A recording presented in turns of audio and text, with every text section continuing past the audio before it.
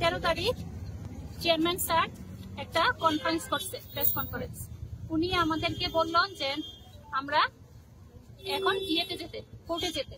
কেন আমরা কোর্টে যাব? প্রথম কথা। আর ভুল যে হয়েছে, আমরা প্রমাণ অনেক কিছু দিয়েছে ওদেরকে, কিন্তু ওরা আমাদের কথা শুনে না। একটা পয়েম এসছে টেট 1 এর, পয়েমের মধ্যে ভুল আছে। আমি প্রথমটাই বলছি যে একটা বাচ্চা যখন স্কুলে ভর্তি হয়, নার্সারিতে ভর্তি হয়, নার্সারি থেকে একদম হাই লেভেল যতটুকু যেতে পারে, আমাদের স্কুলে এক্সাম হয়। এক্সামের মধ্যে প্রশ্ন নিতে, পরীক্ষা নিতে ভুল থাকে। এসে ওরা টিচাররা এসে বলে যে এই জায়গাতে ভুল হয়েছে, তোমরা ঠিক করে নাও।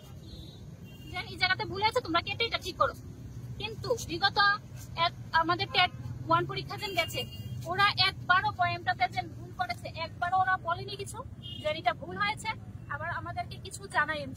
এরকম সেম টেট 2 এর একটা প্রশ্ন ক্রিয়াপদ আর ক্রিয়াপদ নিয়ে একটা স্যারের সেদিন এটা নিয়ে খুব একটু হেসেই বলছে। স্যার জিজ্ঞেস করেছে স্টুডেন্টকে, তোমাদের কি এটা ভুল হয়েছে?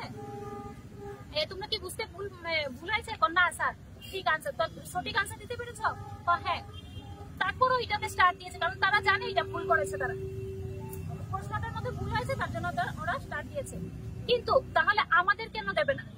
টেট 1 এর তো কবিতাতেই যে নোবেল পুরস্কার পেয়েছে রাইটার, তিনি কবিতার পুরো লাইন একটা ওয়ার্ড চেঞ্জ করে তো পুরোটা কবিতাই চেঞ্জ করে দিল।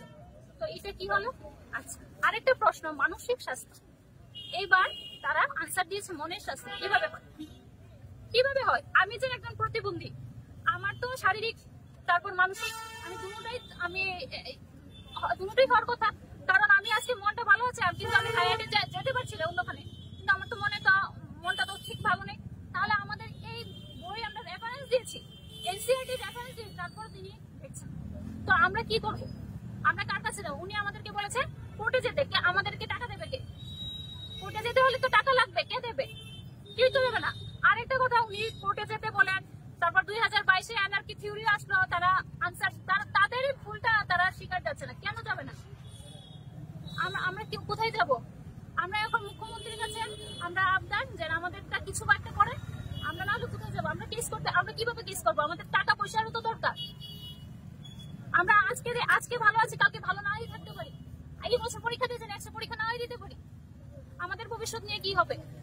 কে দেখবে আমাদের ভবিষ্যৎটা?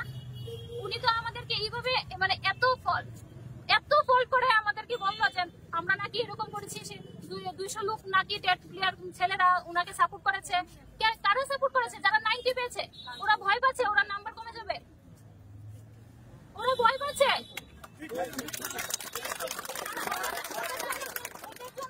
ওদের জন্য আমাদের লাইফটা নিয়ে আমরা প্রতি বছর পরীক্ষা তো সম্ভব? আমার কিভাবে আসতে হয়? স্যারের তো উচিত ছিল আমাদের কথাটা একবার চিন্তা করার। আমি এতদিন আসিনি, কোনো আন্দোলনে আমি আসিনি, আমি জানি স্যার একটা ব্যবস্থা করবে, কিন্তু ওই দিনের কথা থেকে আমি আর স্যারের উপর কিভাবে ভরসা করব? আর খালি কোর্ট দেখা। আরেকটা কথা, উনি যে কোর্ট দেখা, একটা আনসার কি দেওয়ার পরও যদি চেঞ্জ হতে পারে, ওরা বলছে প্রিন্টিং মিস্টেক করে 9 তারিখ রেজাল্ট দিয়েছে, আবার 10 তারিখ রাতে 11টার পর আরেকটা রেজাল্ট কিভাবে দিল? একটা স্টার কিভাবে দিল? তারা আরো আইন দেখাচ্ছে, আমরা কোর্টে যাব। তারা কোর্টে লেখা আছে, তাদের আইনে লেখা আছে প্রতি বছর 2 বার করে টেট পরীক্ষা নিতে হয়। কয় বছর? আমাদের 2-2.5 বছর পরে, 3 বছর পরে টেট নিয়ে আবার বলছে তারা আইনের কথা।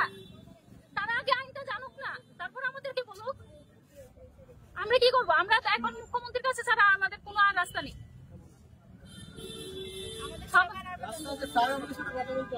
স্যার আমাদের